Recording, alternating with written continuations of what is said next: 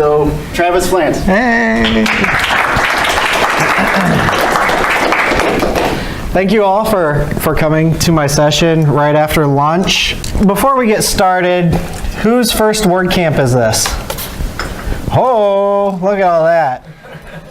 Who has learned at least one thing at WordCamp? All right, at least one. That was most hands. Great. Also thank you all for coming to WordCamp because, in my opinion, it's the best $40 conference you can find in Kansas City. It's probably the only $40 conference as well. So the fact that you're getting value out of it is even better, right? So I am Travis Pflanz. Again, my session, everything your WordPress business website is missing. So things you should do before you blog. Now it's a little misleading. I'm not going to tell you everything your website is missing. You probably already went to some security sessions. You probably already went and learned about backing up your website. We're not going to talk about that. We're going to talk front-facing, customer-facing mostly here. You can tweet at me or connect with me on any of the social media platforms. Travis Pflanz is my name. So, who am I? I always like answering this question. I am an SEO and content strategist, mainly focused on the content area of the SEO, the big, scary SEO, but yes, technical SEO as well. It's just not as fun for me. My company is WebWorks at Kansas City, small agency. I work with a handful of contractors locally. I've been the co-organizer of the WordPress KC meetup group. Who's in the meetup group? Not as many, okay. Check us out there, WordPressKC.com. You can join the meetup group. We meet every month, at least once a month. And I've been on the WordCamp Kansas City organizing team since 2014. Hopefully this is the best one yet. I don't know. Who's been to multiple? Good. Who thinks this is the best one? Oh, a few had less hands. All right, somebody had a better time some other time. That's good. If you couldn't tell from my first two slides, I love dogs. In my spare time, I am an organizer of the Kansas City Dog Club. Yes, that is a real thing. It's a social club for dog lovers. We do everything from walks and hikes and charity events. I also volunteer at Wayside Waifs, training new employees, or not new employees, sorry, new volunteers, and I'm on the advisory council of Spay and Neuter KC. So you're going to see a lot of dogs and dog theme in my presentation today. Last, I like to say that I'm nobody, really. There are lots of very intelligent people here in this room today, and in fact, before we get really going, I kind of require participation throughout my presentations. Otherwise, it's going to be very short and very boring. There's only 13 slides, I believe. So, when I ask for participation, please help us all out so we all have a good time. And also, that also ties back to one of the best lessons I ever learned in my entire life. I had a AP history teacher in high school. His name is Mike Luce. He was a Vietnam vet. He was also a theater fanatic. He was also a tennis coach. But one of the things that he really taught me was that don't believe what he is telling us as students because he is the one in the front of the room telling it to us. Believe it because you've done your own research, because you've also looked at other reputable sources, and you have come to your own intelligent conclusion. There are many ways to do what I'm going to tell you today, and what everybody else here at WordCamp has been talking about all weekend as well. So that's just like a little PSA I like to throw out at the very beginning. I also like to tell you what we're not going to talk about, so that way you can get up and leave and go somewhere else if that fits your needs. We're not really going to talk about social media today. We're not going to talk about video, podcasting, photography, and if you're hoping I could tell you that you're never going to have to write anything on your website again, that's also something I'm not going to tell you either. A lot of people think that's a thing now, that they can just stop writing content for their website. Very shocking. So one thing, I already asked you if you learned one thing at WordCamp. I hope you get one thing out of this presentation. I judge success if one person comes to me and tells me they learned one thing. So sorry to the 50 of you who may not. And lastly, try to take away one thing from here that you can actually use right away. All right, so we've gotten past all the boring stuff, I think. So before you even think about blogging, so I'm going to talk about some of the things that I see potential customers or potential clients to my company that have wrong on their website all the time. You know, who in here is in the industry? Marketing, web design, whatever it may be, along those lines. How many times have you had, you know, clients come to you and say, I need you to do this, and this is the thing that is going to finally set my business over the edge? Yeah, happens all the time. They think there's only one thing that you can help them with, and that's all they need from you, right? That's not true. So let's have a little bit of a group discussion here. I'm going to call out Jeff because he said not to use his website as an example. So what? No, just in general though. So what is one thing that you think your website is missing currently? I mean, you know, right? You said don't use it as an example. More recent portfolio samples. Okay. And I would say more original content. I need to, and I've been aware of this for years, I need to blog more. Oh, okay. All right. Or I mean at all. There you go. Or somebody else. Tell us your industry and what you think is that you're missing on your website or your business. It's going to be really boring and really short. Marketing, testimonials. Testimonials, okay. Is it because you don't have enough clients or because you haven't been able to get them to give it to you? We haven't really implemented, we even have some, they've fallen off in the redesign processes and they were brought down. Okay, all right. Very direct call to actions. Ah, there you go. Now we're getting down to the nitty gritty. Somebody else? Oh, I was just going to say updated content because we have 2 employees that are not on our team page and we're a 4-man shop. There you go. That's big for that individual too. When somebody is looking and saying, who is this person? You're just like, they don't exist. Right? We got some others? Content. Just content in general. Okay, good. So here are some of the things that I see that are just blatantly always missing. Business location data. You know, we're talking phone number, address. That's very shocking to me how often that is missing. Who went to, Tomstown. Who went to Tomstown last night? So if you visited Tomtown's website, they didn't have their address except for on their contact page. So I actually heard that from multiple people yesterday. Where is this? I can't find it. I'm on their website. Well, put it in your footer of every single page. You know, obviously we're WordPress, so put it in the footer. Phone number. So many times I don't see a phone number in the header, or, except for on the contact page. Make sure that phone number is in the header and it's clickable on a mobile device. What if we are not local? I mean, like, what if we don't like have somebody come? Yeah. Oh, so that's a good question. What are you, so give me an industry specific. We'll talk about it, but give me an industry specific. I do website design, but for my own home. So Sure. I put my home address. Okay. I saw another hand that was kind of. Artists selling prints or There you go. things, you don't want my home address out there. Okay. So what I'm hearing is that you don't want your address out there. That's something that I always recommend consider that. Because the address, if you are selling services locally, even if, like, for example, if you really wanted to come to my apartment, you kind of could just show up, but I work from home as well. And so my address, I just use a suite number instead of apartment number, and I've never had anybody show up. I say by appointment only. I've never had anybody show up.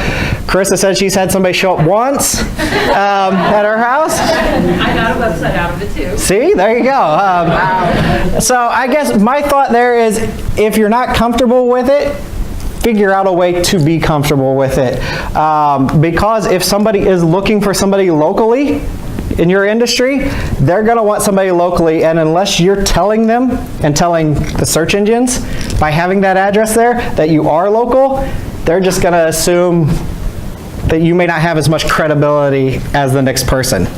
So to satisfy the search engines, would it be good just to put like the city that you live in? Your street address? You're not going to get nearly as much value out of that, because if somebody is, for example, I live in Redbridge, the Redbridge area. I'm figuring out where the orientation is here. So it's down this way. So close to Martin City, Leawood.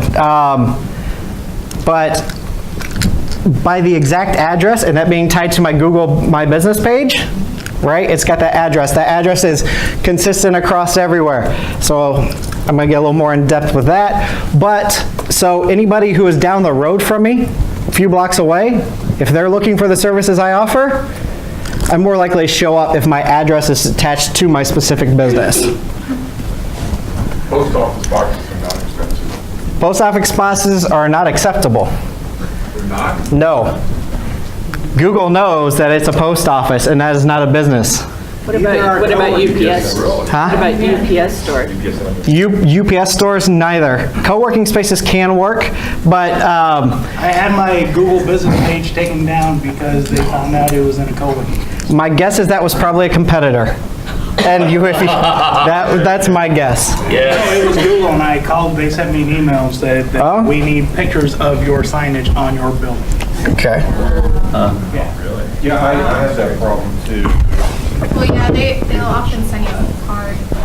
I But I've have seen- the same issue as Sarah, but I work at coffee shops, so I actually list the 5 shops I'm at the most often. So I have all these different addresses in Kansas City on my page. I don't know how much that helps my SEO, but that's what I do, because I also use a PO box, but I can't really list that. That's interesting. So why do UPS stores not work?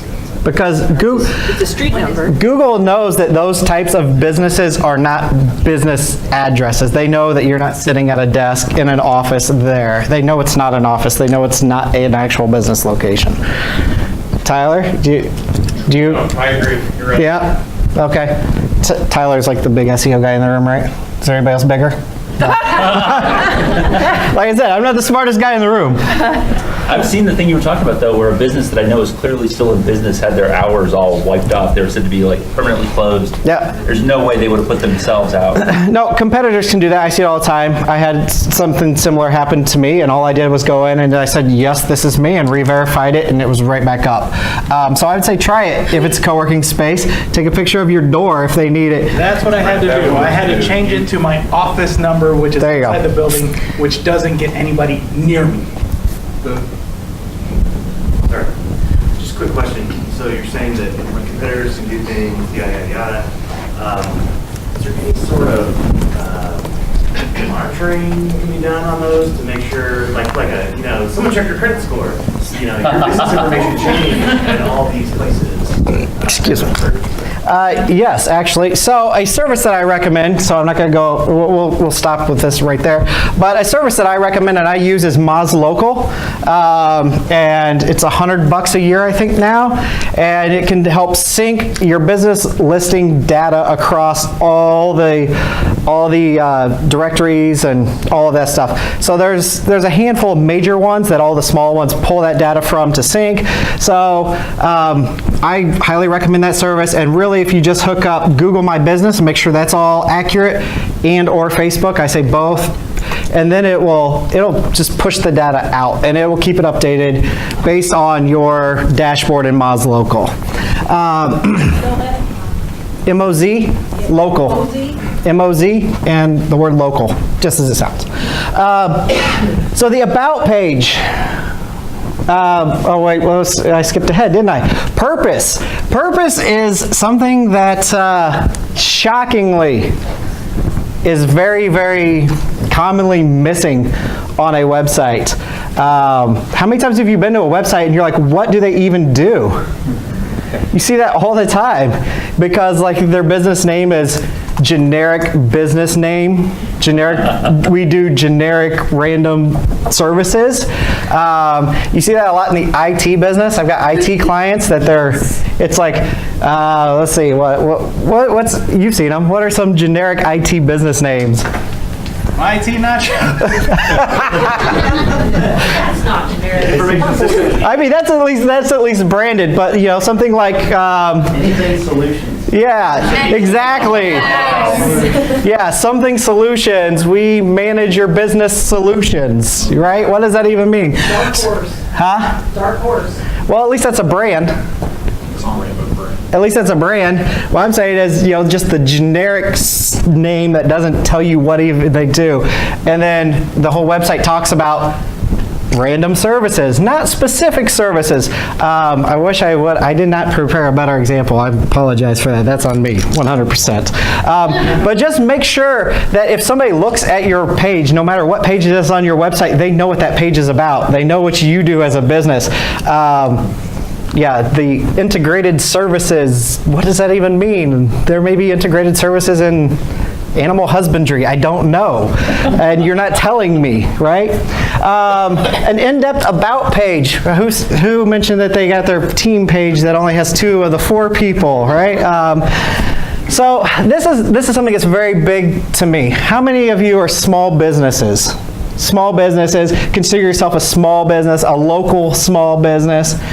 People buy from people, and if you tell people that you're a local business, a small business, they want to know about you and your business and your philosophy and your history, even potentially your hobbies, like if you run a dog club or something like that.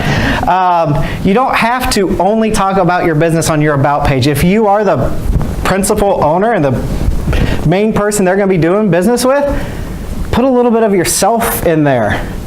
I said I wasn't going to pick on Jeff, but I'm going to pick on Jeff a little bit back there. Jeff only lists his name 1 time on his entire website, and that's a little signature at the bottom of the About page. On my business page, it's all about me and the things I've done and the things I want to do and the things where I came from and why I think the way I think. It's about building that trust, and if you show a little bit of vulnerability or a little bit of behind the scenes, I said we're not going to talk social media, but right, social media, people always talk about being honest and being real.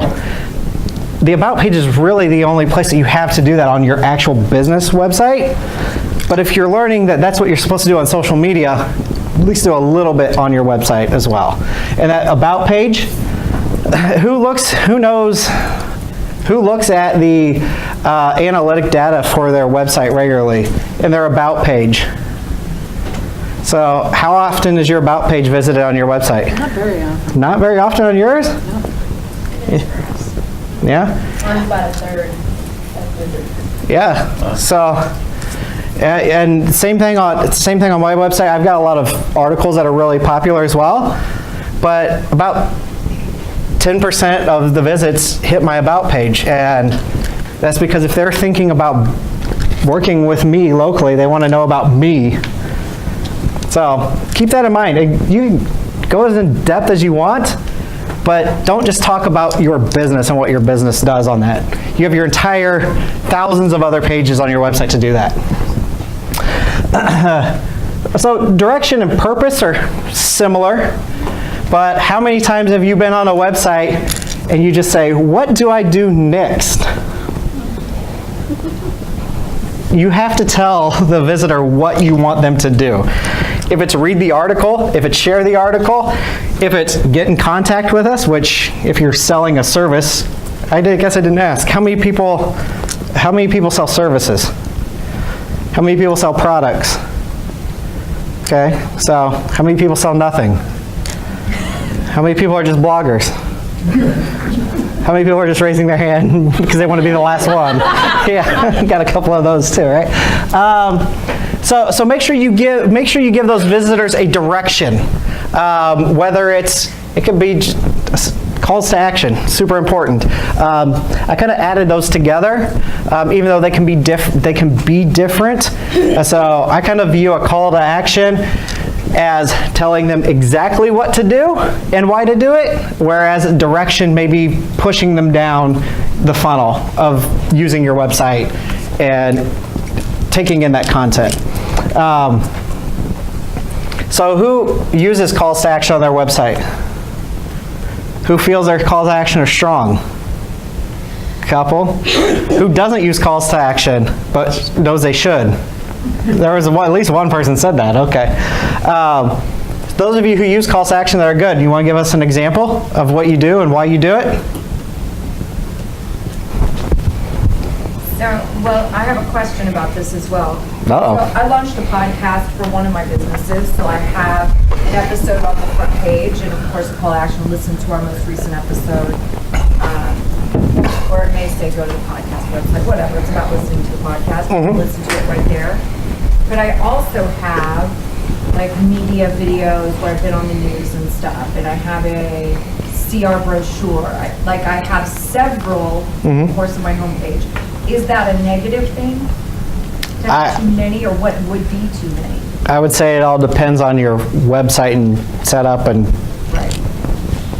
I would say it depends. Is that your homepage? Is that is it a general page? It really all depends, I guess I would say. Does anybody else want to give an example of something that they have that works well? I have 2 buttons. I don't have breaking the rule, but I basically give an option to schedule a consultation or to send an email. I actually really like the 2 options. Who in here is familiar with WP Beginner and Opt-in Monster and his name Syed Balki? I heard a really good podcast, and a really good strategy that he uses is he never gives one option. He always says, ask somebody, do this or do this. Because if they have one option, it's a yes or a no. If they have 2 options, it's like, okay, I have still the 2 options, but instead of yes or no, it's contact us or sign up for the newsletter or whatever it may be. So that's a strategy that I really like to use, and it's been very successful for me as well. So again, we're kind of surface level here, but you got to start with calls to action before you get like really in the weeds with it. Website visitor tracking. I just made this very generic here. So who is not using Google Analytics on their website?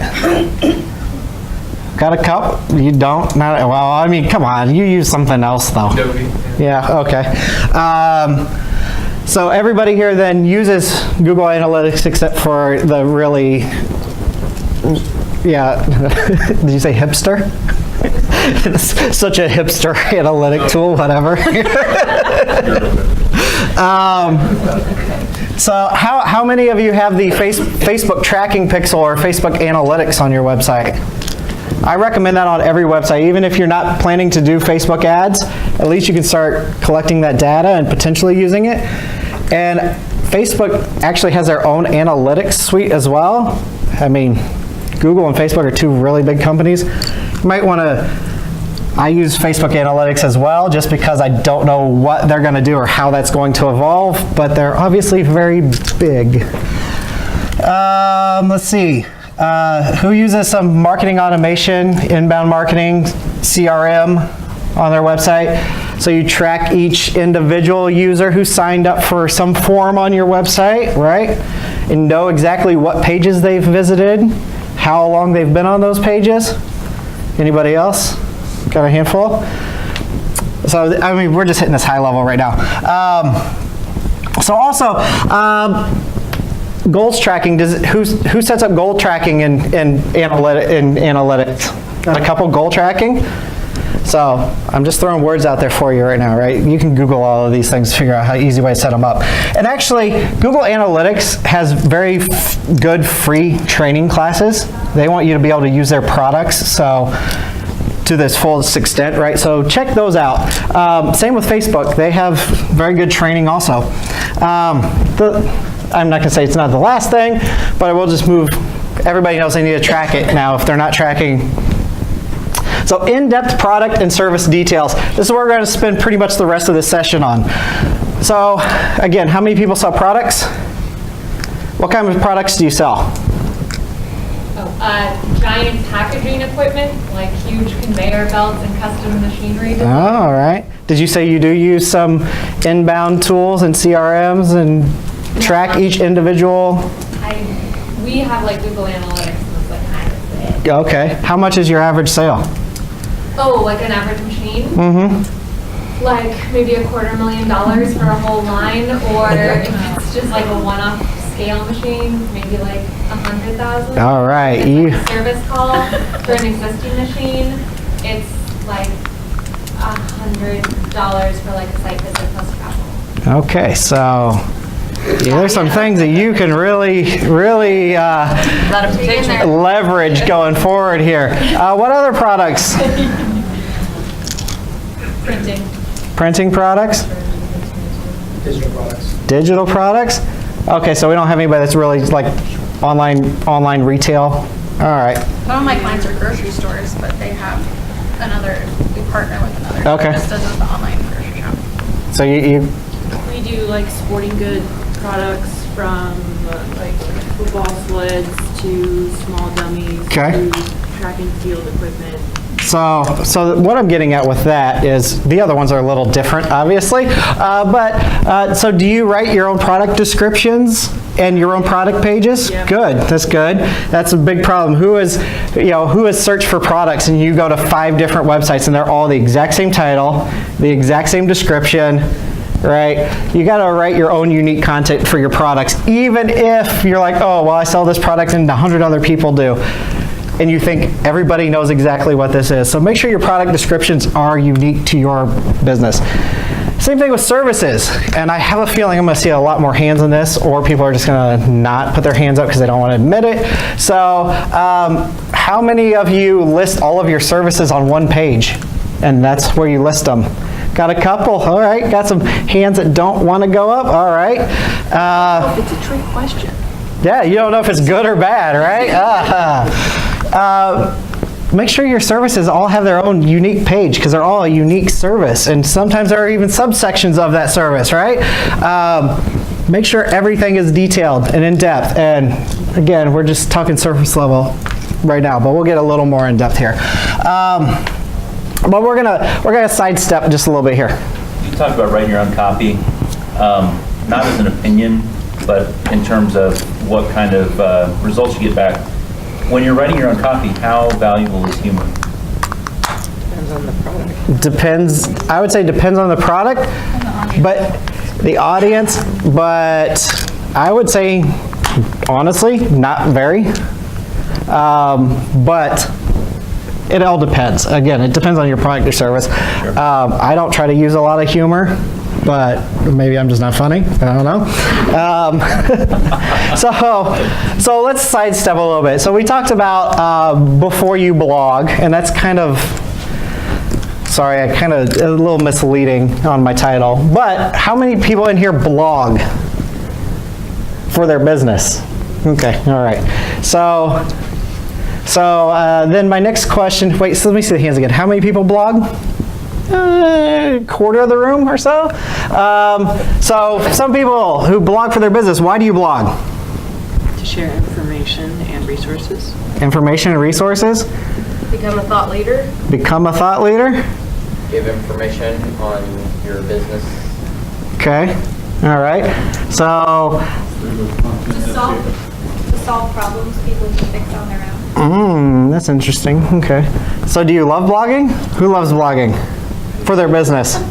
Oh, we had one hand that went down when I said for your business, so we got one that stayed up. All right. So we got one person who loves blogging. So who hates blogging? We got a couple that hate blogging, and then a bunch of people that are just kind of blah on the fence about it. Okay, that's good. That's a good place to be. So I hate the term blog. Personally, I 100% hate it. And the reason I hate it is because how did the term blog start? Where did it come from? Weblog, which was pretty much what? An online diary for an individual. Well, that's not really what it is anymore, and that's not how we in the industry view it. But every time, and this has been for the past 10 years, every time I meet with a client, because a lot of people who have websites or businesses, they're not savvy, right? That's why they're hiring me. And I try to remove the word blog altogether whenever I talk to them, because this is how I view it. The word blog is confusing. It has a negative connotation because people are like, why does anybody want to know what I ate for breakfast? That's what I put on Instagram, you know. But we know that's not what it is. They don't know what to blog about. Who has that problem? Got a couple hands that are kind of, for your business. Always for your business. That's all we're talking about today. They think that nobody wants to read their diary, again, because they don't know what it is. They're confused. They don't think that they're an entertaining writer. Here you go. You asked about humor. I don't know, is humor and entertainment the same thing? Maybe, maybe not. Who knows? They think everything has already been said about their business. Who has that mindset? Wow, nobody has that mindset. Nobody wants to admit it. I think that's more the case. I hear that all the time, right? I've got a window washer. Everybody already knows everything there is to know. My competitors have already said everything there is to say about this. Well, I'm going to tell you, even if that is true, it doesn't matter. Because you still wash windows. You still have to tell people that you wash windows, right? So let's kind of take another step back or to the side, however you want to word it. Let's talk a little bit about search engine optimization. Just a little bit. Who doesn't know what SEO is, or search engine optimization? Who knows, but they're not sure they quite know? Okay, we got a handful of those. That's good. Okay. All right, that's fine. Thank you for admitting. That's very strong. So everything that I write for a website revolves around being found in search and inbound marketing. Even though I also offer social media services and pay-per-click services, whenever I write any content for a website, the only thing that I personally care about is if it's going to be valuable to find potential customers without me having to pay anything for them other than my time and my expertise. So that means if I'm writing content, it's not content that I care if it gets shared. I should take that back. It's awesome if it gets shared on social media, but I don't write stuff just so it will get shares. My main goal is to have people find my content whenever they're searching for what? Why do you use the internet? Entertainment. Entertainment? What was the other one? Find information. Find information, find services. Solve a problem. Solve a problem. Buy stuff. To buy stuff? Okay. So I believe there are only two reasons people use the internet. One, to be entertained. Two, to solve a problem. So if you're looking to buy something, it may not be a big problem. It may not be a problem that you even think is a problem.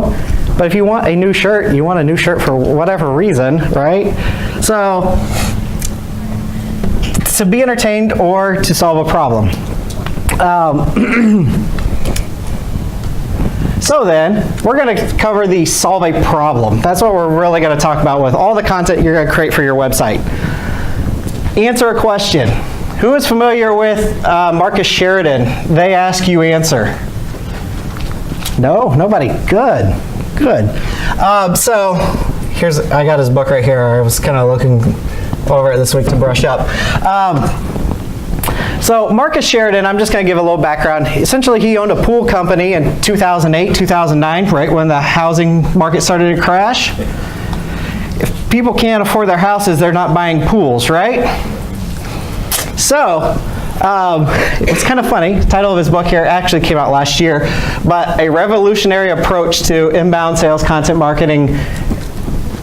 And it's very interesting because he even says in his book that whenever he did a presentation somewhere, a journalist was there, wanted to write an article, and they said his approach is revolutionary. His approach is, they ask a question, you answer the question. How revolutionary is that? Okay? The thing is, though, he identified 5 areas. So in 2008, 2009, when everybody else in his industry was crumbling in the pool industry, they actually began to soar and succeed because they revamped the entire strategy of their marketing, sales, and everything. They flipped it around, and he said, you know what? And this is kind of before I even saw this book or heard of Marcus Sheridan, it's kind of my philosophy too, but he's much bigger and he wrote a book, so it's easier to point to him, right? Because I'm not the smartest guy in the room. But he decided that he's going to take a new approach that nobody was doing. And honestly, not very many businesses do it nowadays either. Every single question, he sat down and he wrote down every single question. As a salesperson, he wrote down every single question he had ever gotten from a client or a potential client or customer. Now, how many of you answer the same questions over and over for your potential customers when they call? How many of you have an in-depth piece of content at least about every single one of those questions on your website? Nobody. That's the big point here. So he identified 5 main things that people are searching for whenever they're searching online. They want to know the cost of whatever product or service, the problems associated with that product or service, comparisons to other products and services, best of, like the best in class, you know, when you're talking cars and all that kind of stuff as well, and reviews of similar products and services. So how many of you address costs on your website? I see. Specifically, I'm sorry, I'm going to point to you with your big dollar items. Yeah, since everything is custom, Oh. the range is so big, Uh-huh. it really, really depends on like what they need. Because you're so unique, you're so special, you're so different. We're so niche. You are. Every little baby thing that we make is different. Yeah, exactly. And so how many other people don't address that because they believe that they're so different? There's so many options, right? There's so many options. Be honest here. How many people think that that's a reason not to list pricing? Because you have to talk to the potential customer to tell them. Okay? Got a lot of hands there. Who's worried about their competitors knowing how much they charge? Got a couple of those.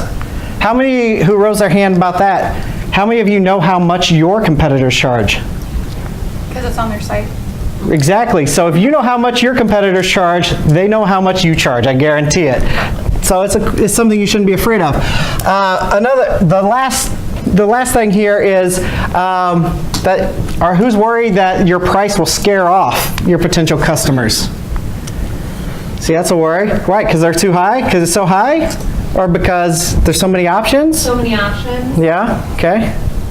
Oh, I do web design, and we've had lots of people tell me, oh, I know a high school kid that can do that. So you have to show them what it is you can do. Ah, see, that's justify the cost. That's very interesting. It's very interesting. I was going to say, I failed on a lot of sites because they didn't put their price up there and went to somebody I could find it on. Yeah, a lot of people think, well, I want them to call me so I can talk them into this. Because you think you're I hate calling. because you think you're a better salesperson than the content that you could create, maybe, as a reason not to? I'm gonna tell you, none of those are reasons to be afraid. Because even though you're so unique and you've got so many options, you know why those options cost more or cost less. So then we can get down into the problem, the comparisons. Your competitors aren't doing that, I guarantee it.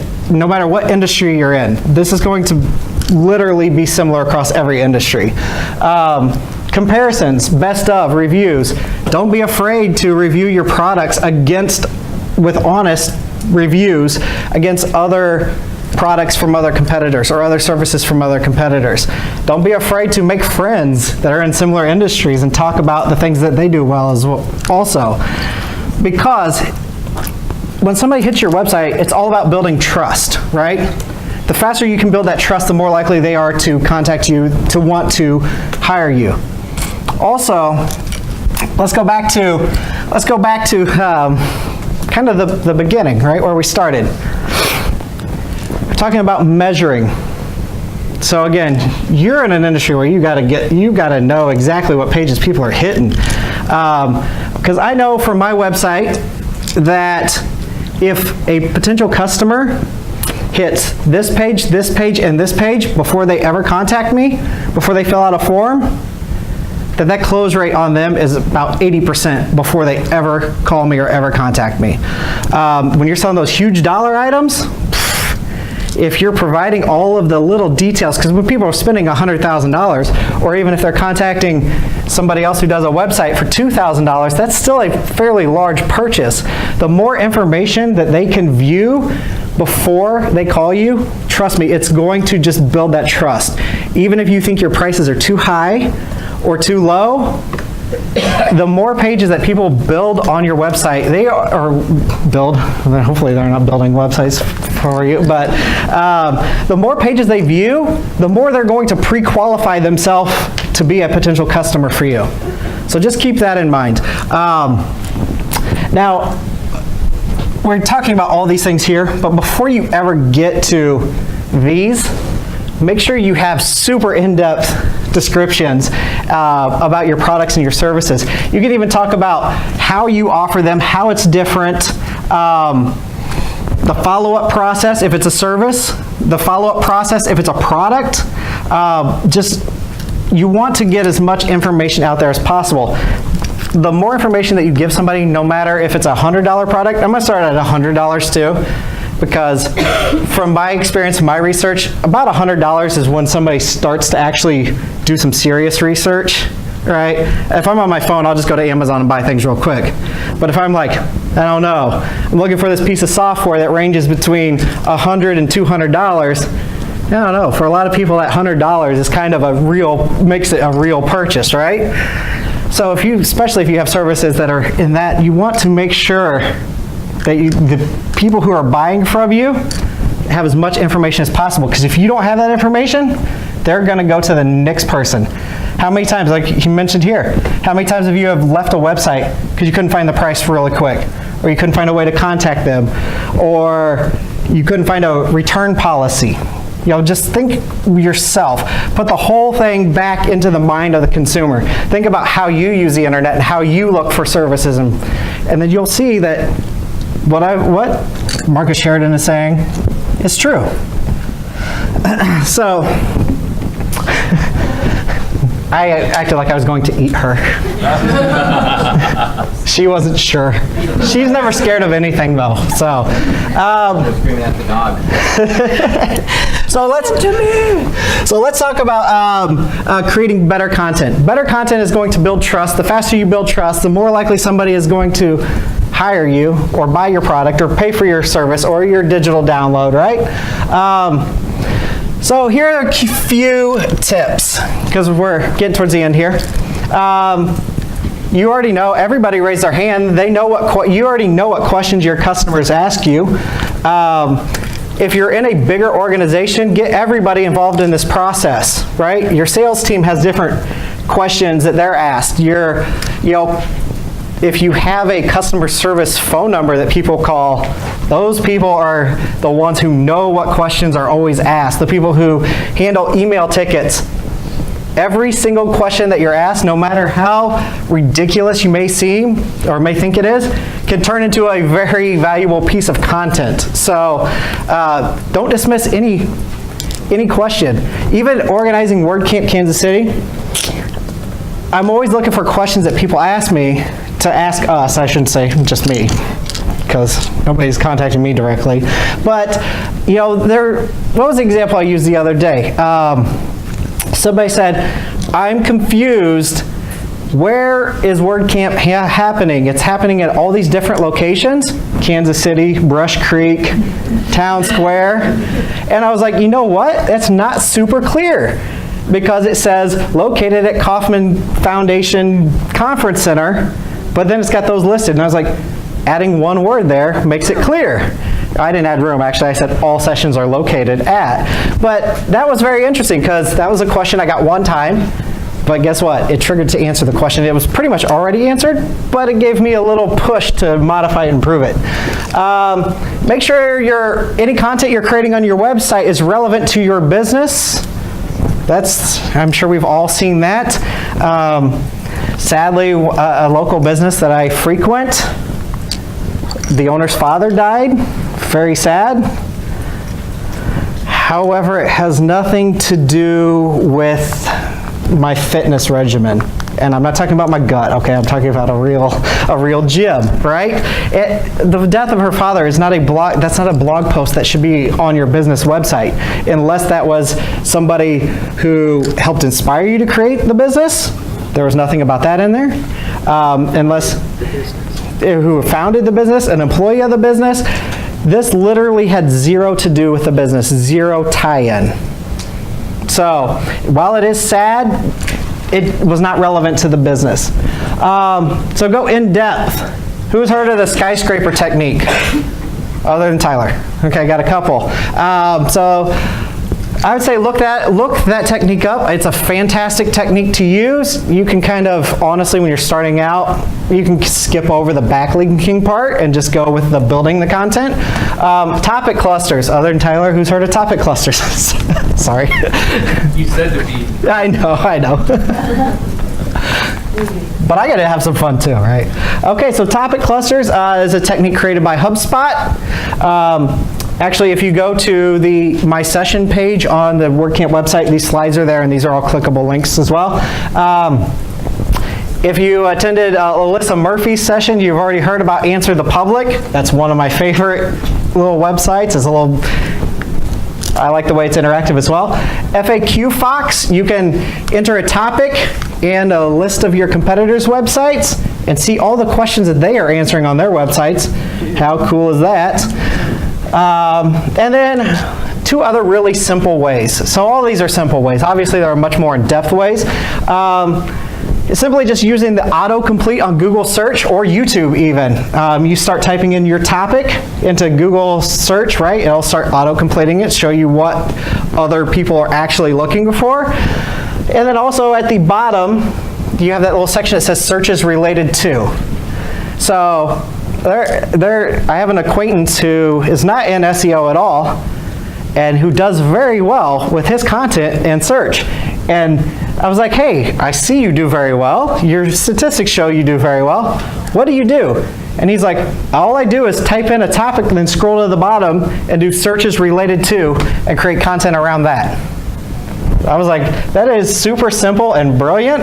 It's not something that I haven't used myself, but this is like a guy who was just like, I know I need to create content. I don't know how. This is the only method he's used, and he's very successful with his business and being found in search.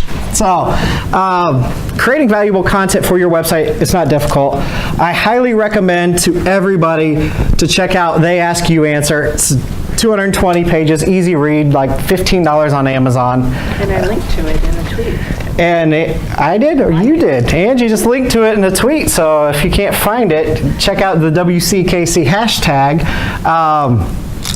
Of course, if everybody starts looking it up, then the price is going to go up on Amazon. But get there first, right? Whatever. But anyway, I highly recommend the book. Like I said, easy read, lots of great advice, and lots of great guidance just for you to get your head wrapped around the entire process. So that's what I have for you today. So adopt a puppy. Today is Adopt-a-thon at Wayside Waifs. So you can go adopt any animal for $35. It's a dang good deal. So we kind of ran right up against it. That's why I always ask for participation during the presentation as well. Who didn't learn a single thing? Who's just being nice? Oh, all right. Well, thank you all very much. I'll be in the community support lounge as soon as I go get a glass of water and use the restroom. So if you want to talk more about this, come visit me over there. Hit me up at Travis Pflanz on Twitter. Also, I tweeted a link to my slides there too. So thank you all. Enjoy the rest of WordCamp. Come to the parties tonight.